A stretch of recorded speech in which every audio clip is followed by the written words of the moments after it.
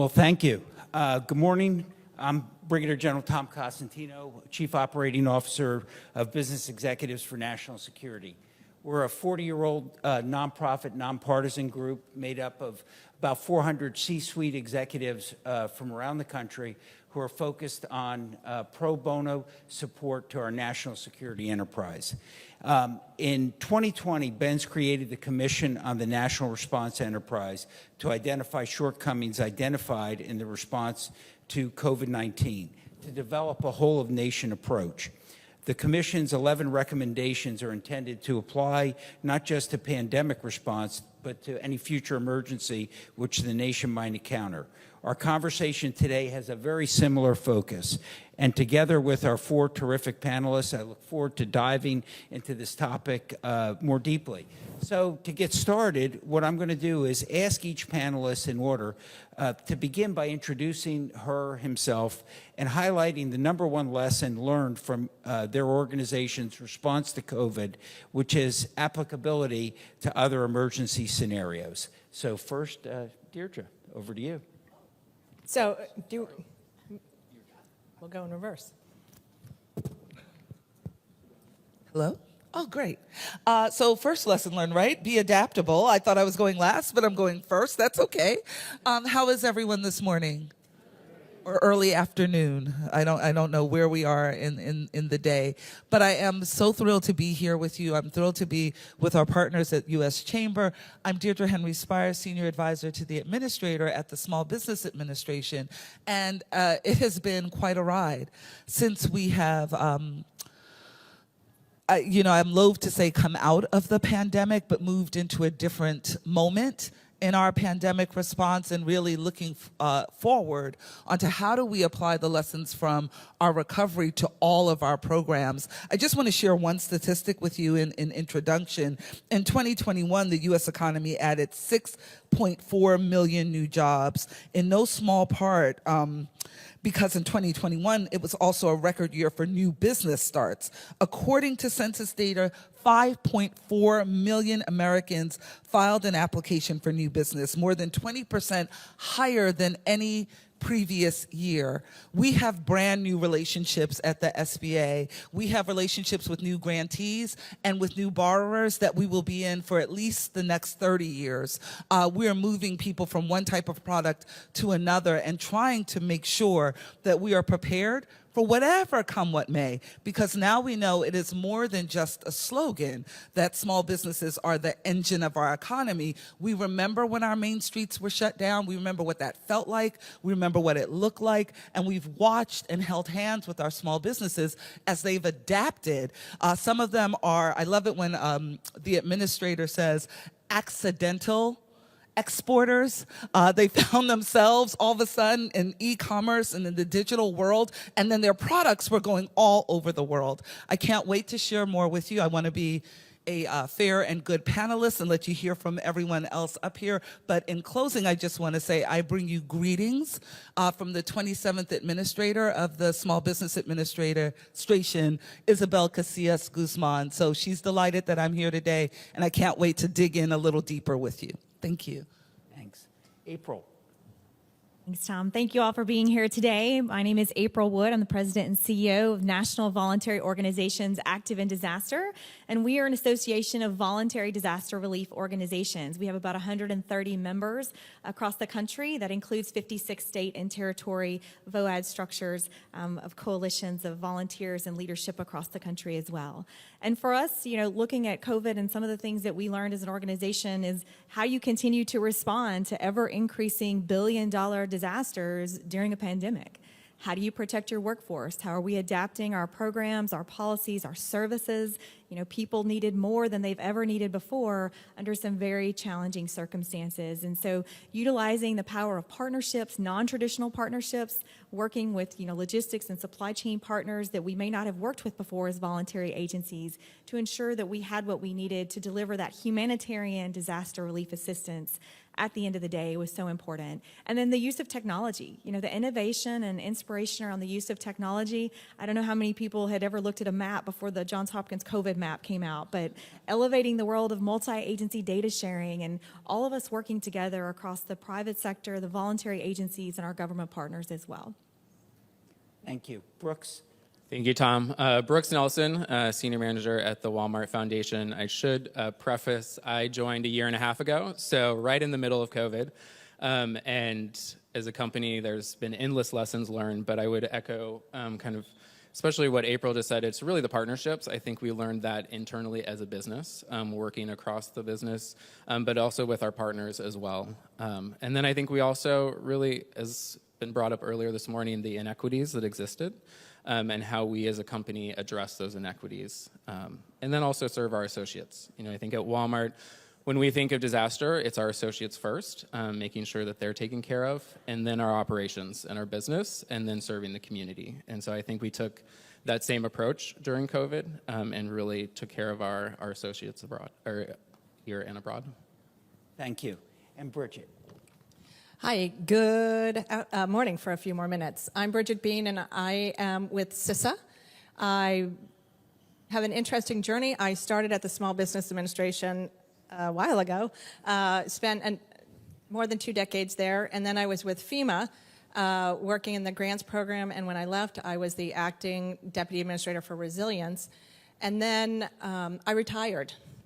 And the call to public service in the middle of COVID drew me back in. And so now I'm with CISA, and I have the absolute blessing to work with amazing professionals, and I manage the field cadre. So I have about 700 people across the country who are there to help protect our nation. We are the nation's cyber defense agency and physical infrastructure defender. And so with our people all across the nation, trying to help state and local SLTT partners, businesses, small businesses, critical infrastructure owner and operators. The one thing that we learned, and we've touched on it here, but I want to put a small twist on it, a nuance, and that's we operationalized collaboration.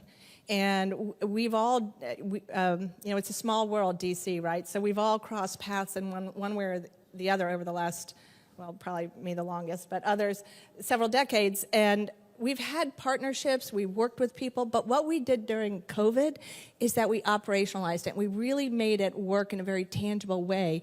And our lesson is what we learned in COVID has helped us in the Russia-Ukraine conflict. All those things that we learned, but it really was operationalizing our collaborations with others. And we too had non-traditional partners. The first thing we've done is really work closely with FEMA and their regional directors. We have a new initiative working with the Small Business Administration because we know that the bad actors in the cybersecurity world are going after small and medium-sized businesses, and we know that they are the engine of the economy. They're also prime contractors, secondary contractors, subcontractors, and we want to make sure that there's no weak chains, right, in that link. And so it's really operationalizing that collaboration with non-traditional partners. And at CISA, we are doing that. We're not your father's agency. We are doing things transparently. We're doing things through voluntary cooperation. We are sharing every bit of information we have. Our director, Jen Easterly, we are in the warning business. We need to get information, and we need to share that information so that we protect all segments of our country, so that we really do have a strong national defense. That's great. I'd like to stay down here and pivot off what you just said, Bridget. There wasn't really a single aspect of our lives, whether it was our business lives, the economy, our national infrastructure, that wasn't impacted by COVID. So you talked about those formal and informal networks just now. And so I'd like to get your assessment on where we're at from CISA's position. Have those formal and informal networks, that cross-sector coordination, has it improved since the pandemic? If so, how, and where are the gaps still at? Sure.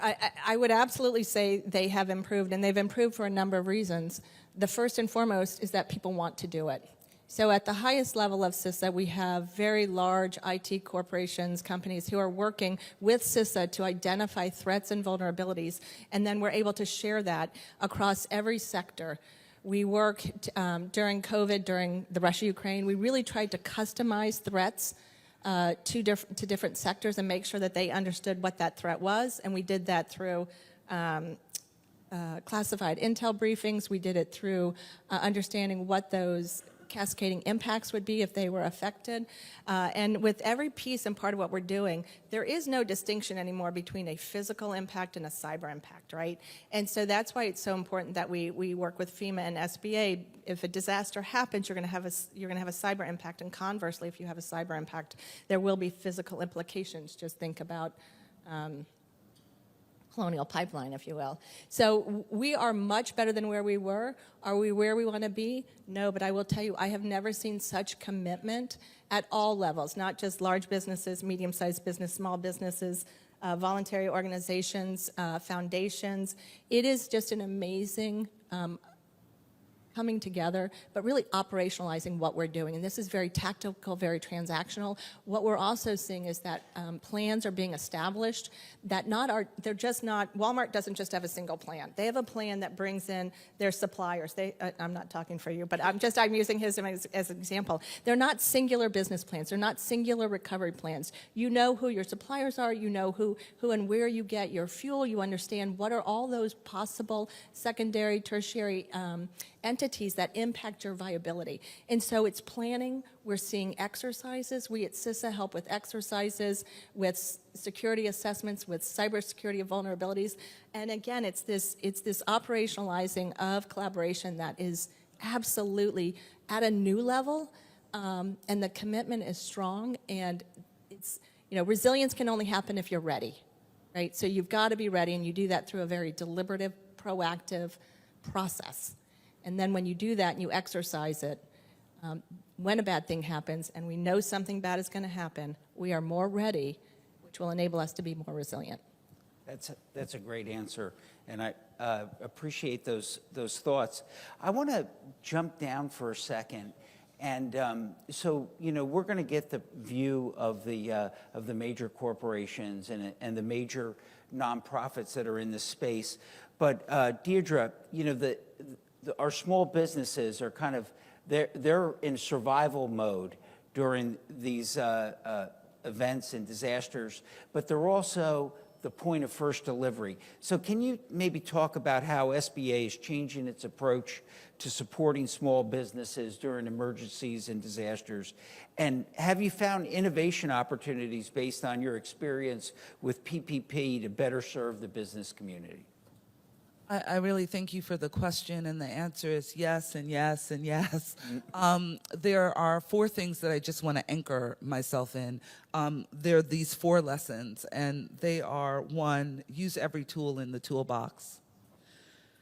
2, work with new industries. Sometimes we are loath and scared of what we don't know, but we're in a new world. You just got to be willing to be honest and stand there and say, I know nothing, teach me everything, and then we'll work together.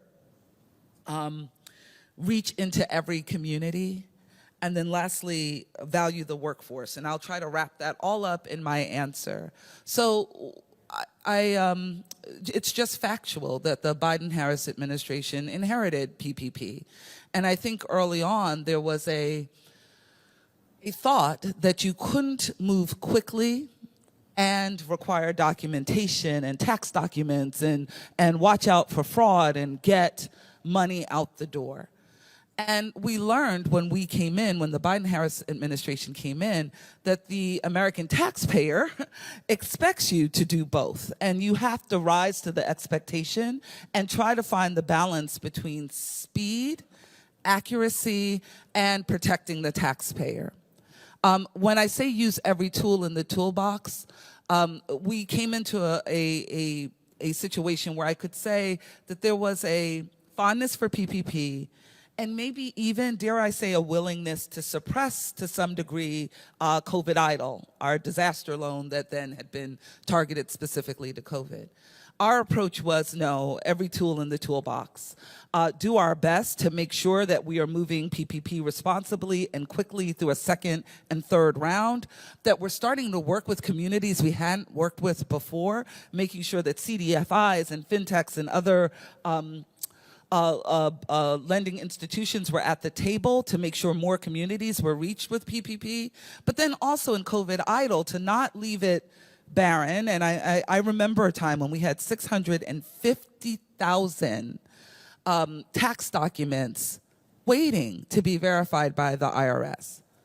We turned to our Office of Capital Assistance and said, look, figure it out. Help us figure out a way in partnership with our Office of Disaster, ODA, which is phenomenal.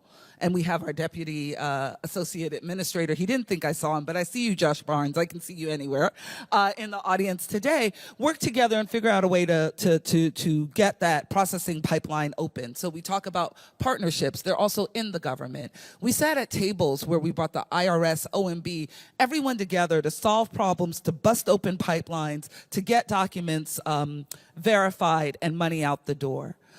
When I talk about work with new industries, the Shuttered Venues and Operators Grant, that was a grant made for the arts industry.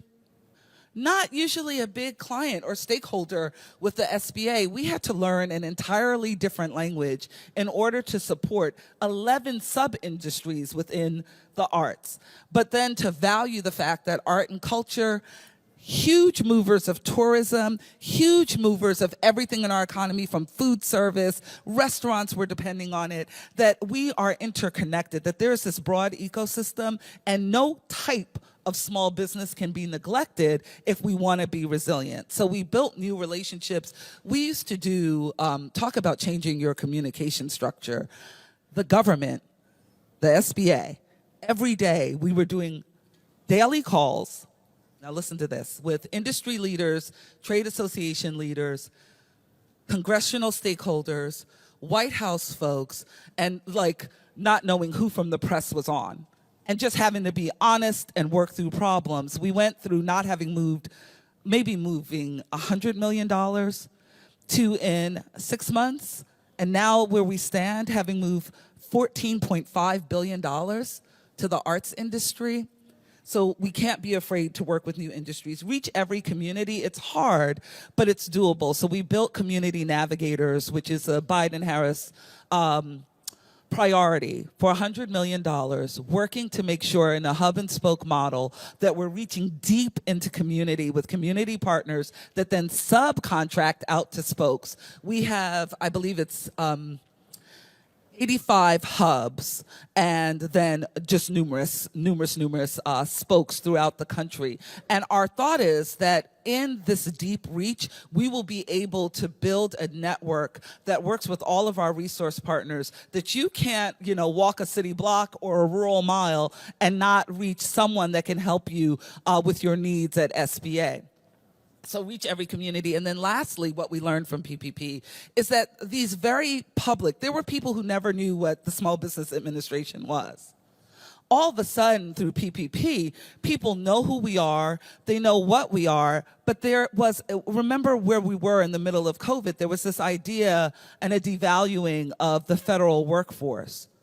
So you had real human people meeting other human beings who have been devalued publicly, but who are holding the purse strings for money that they need to save their businesses.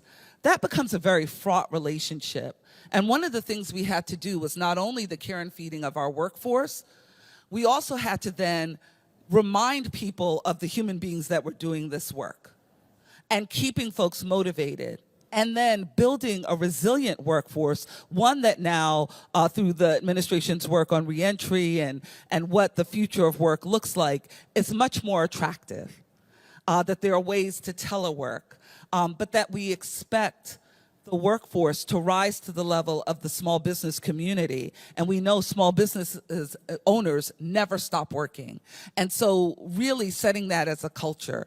It has been a huge culture shift at the SBA from customer service under this administrator. We value it highly. We are shifting and changing the way that we operate to the lessons that we learned really being operationalized in our Office of Disaster Assistance. Right now, they are going through an entire rethinking of how they operate centered on resilience and building a resilient community. As we've already said, something bad is going to happen. But we're always going to be prepared. We are taking every lesson we've learned to build it in, and I'm excited. I hope someone here touches on childcare and the needs for childcare in our workforce. If you didn't, like, I'm looking deep in your eyes. Like, somebody please mention it because I'm out of time, but thank you. Thank you very much, Deirdre. So, you know, our disasters, we've, in the past, have been largely regional in nature, and shorter in duration. Katrina, Sandy, the oil spills, the many challenges that come with on a daily basis from our climate. However, COVID really presented us with a new challenge, a nationwide challenge and an enduring long-term challenge, which has stressed our systems. So I'd like to ask April, you know, has COVID changed the way that our nation steps forward to volunteer? And is there burnout out there in the volunteer agencies? Are they finding it difficult to keep volunteers motivated and engaged over long periods of time? Thanks, Tom. You know, I mentioned how you respond to these large and small scale disasters in the middle of a pandemic with a volunteer workforce, right? And so the power of volunteering in America is simply incredible. I was meeting with a colleague yesterday from Australia who's joining us here today, who works with volunteers in Australia. And we were just talking about, you know, engaging volunteers and the different ways you need to support them along the way. And so across our member organizations, we have 10 million volunteers that represent about 48 million volunteer hours annually when we look at our membership of national voluntary organizations active in disaster. And that cascades down from both a national organization to state and territory organizations, all the way down to that local county level VOAD that exists in your community. And so that'd be one of the things I encourage you guys to do today is, you know, consider volunteering. Find out if you have opportunities in your community to get out and volunteer. And we know that the pandemic presented a unique challenge for many of our voluntary agencies. And we did see a drop that our organizations and members reported early on when the pandemic first occurred and the lockdown happened and all the uncertainty that was going on at the time. But people still needed help. There was still human suffering out there going on. And so our volunteers stepped up across our member organizations, and we found ways to support them and adapt their work environment, their virtual environments. You know, at one point, one of our member organizations had 50% of their volunteer workforce was supporting virtually for some of the disaster relief responses. And looking at ways we use technology, once again, to protect them, support them, risk and planning tools, using geographic information systems. You know, I talked about the COVID map from Johns Hopkins. You know, Team Rubicon, American Red Cross, were using maps to look at the risk in different communities, all the way down to that county community level of what the risk was at the time for transmission, and being able to make decisions about what criteria, what threshold of program and policy changes needed to occur, the level of PPE that needed to be provided to not only keep our volunteers safe, but also the communities and individuals that we were serving during those disasters during the pandemic. And you know, I'm happy to say that, you know, I'm not hearing many volunteer shortages right now. There's no shortage of work, that is for sure. And many of our organizations are still looking for volunteers to come help them with some of these complex long-term recovery events that are also still taking place. I know Kentucky had flooding here recently as well. And so the disasters keep coming. We will keep responding, and it's the volunteers every day across America that make that happen. Thank you, April.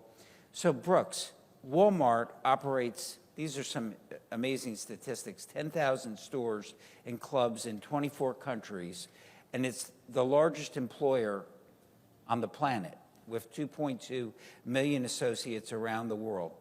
with nearly 1.6 million in the U.S. alone. The company has been involved in disaster response for decades, has donated hundreds of millions of dollars to response efforts.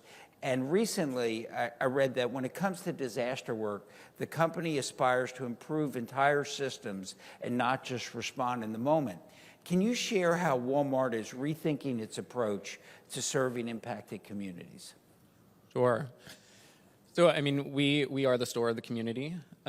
We are there before the disaster hits, and we'll be there after the disaster. And so we think about internally and externally how we really serve that community and those people that are directly impacted. But we've, during COVID, even changed kind of internal operations and our team within the foundation and what it means to have a disaster impact the community. And so we actually, community has always been a pillar within the Walmart Foundation, but under that community, we've actually created a new team called the Community Resilience Team and brought in folks who focus on food insecurity, civil unrest, and then also the disaster work.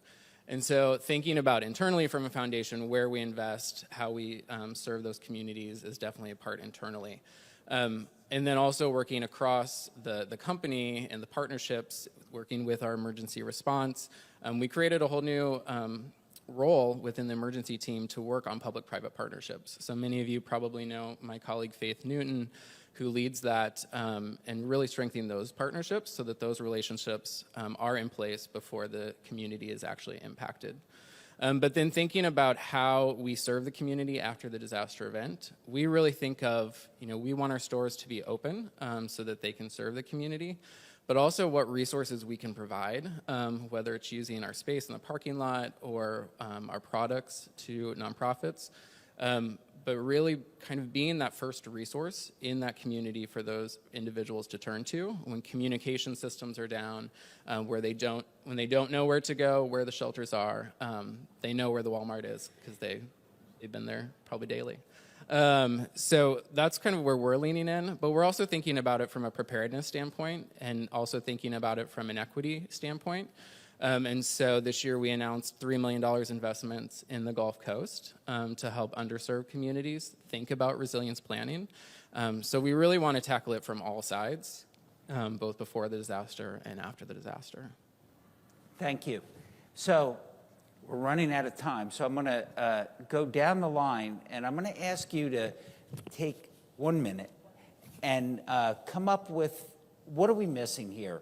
And you brought up the issue related to children. So why don't you make your point, and then we'll work our way down the line. Sure, I'll use my 1 minute on childcare. One of the things that we've noticed as we've talked about getting America's workforce back, that no matter what the industry, childcare is one of the #1 issues that we're facing. And I come from a health and human services background. I come from a public health approach. And one of the things that I'll tell you is that we have to think about supporting childcare businesses with licensing and all the costs that and training. And we have to do it for 2 reasons. One, to support those business owners who then support other parents and caretakers and their ability to be active in the workforce. But also we need it to be high quality, because we need to build a fantastic workforce, innovators, entrepreneurs of the future. And it really starts in early childhood development. So it is a worthwhile and necessary investment no matter what your industry. And at SBA, we're really looking at it across the board and partnering with HHS, Department of Ed, to really think about how we fit into this space and can innovate in the childcare arena. Thank you. I kept it to a minute. I know I did. You sure did. And I think many of the people in this room probably, and many of our first responders owe a debt of gratitude to those childcare workers who kept working before we had vaccines to protect them. We all really are grateful to them. So April, over to you. Our one thing what are we missing? Yeah, so from my perspective, it's multi-agency data sharing and the power of that and being able to let go of the fear and the risk and all those pieces and policies that prevent us from sharing data between our organizations.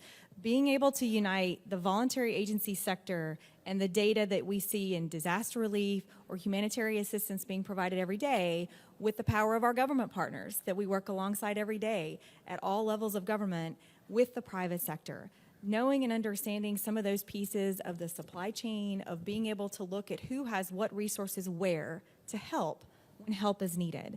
And the power of being able to do that through multi-agency data sharing and the interoperability of systems, and being able to recognize that it's time we take a hard look at those policies and stop worrying about who's going to, misuse somebody's data or steal somebody's data, when we could help people with that data if we trusted one another long enough to be able to share it and not hold on to it so tightly when we know it can help people for sure. Thank you. Brooks, same question. So I would say, we take a shared value approach at Walmart and really leading with the business. And so I think that's maybe one thing that we haven't touched on here at the conference so far. Really thinking about, from your organization standpoint, how do you lead with that business capabilities and then complement with philanthropy? And really, to Deidre's point earlier, really using all of the tools in the toolbox. I think we've all become much more adaptable and really dug deep and used everything that we have, all the resources. Thank you very much. And Bridget, over to you. What are we missing? I don't know that we're missing anything. I don't know that we're using everything or doing everything we should. And so as I reflect on what my co-panelists have talked about, we speak a lot at CISA about the fact, two things. First is that cybersecurity is not about technology, it's about people. And that cybersecurity is a team sport. And I think if you look at what we've said here, we're saying the same thing, that we have to come together. We have to share the information we have, whether it's data, whether it's threat warnings, whether it's vulnerabilities, whether it's what an adversary, what TTP they're using. But it is all about people. It's all about relationships. That's why you're here. That's why you do what you do. But we need to continue that commitment that we had during COVID to help and to support and to find innovative ways. Good heavens, taking the government workforce from brick and mortar to virtual was unheard of. Whoever thought the government could pivot that fast? Well, you know what? We now know we can, and we need to hold ourselves accountable to do that, whether it's data sharing, whether it's making sure that we provide opportunities for our employees to volunteer, being compassionate and leading with empathy about childcare situations. We're not missing anything yet, but we run the risk of forgetting the lessons we learned during COVID, and that is that national security, and I'm using that word really broadly here, economic, volunteer, collaboration with businesses, is a team sport, and we cannot forget what we learned during COVID. We need to continue to build on that and make sure that we are using all the tools in our toolbox to advance our country in the economy, in volunteerism, in taking advantage, being in the community, of the community, with the community, and then making sure that we understand what that threat landscape looks like, because it is changing, and we need to be able to talk about it honestly and figure out what those solutions are. I don't think we're missing anything yet, but if we don't continue on the path we're on, we will, and that will be a disappointment. Well, I want to thank all of our panelists, and I actually want to thank you and thank the Chamber of Commerce Foundation. You represent thousands and thousands of leaders that have inculcated the whole of nation and whole of society approach. I think that is represented by this panel, and I'd like you to join me in giving them a round of applause and thanking them for that.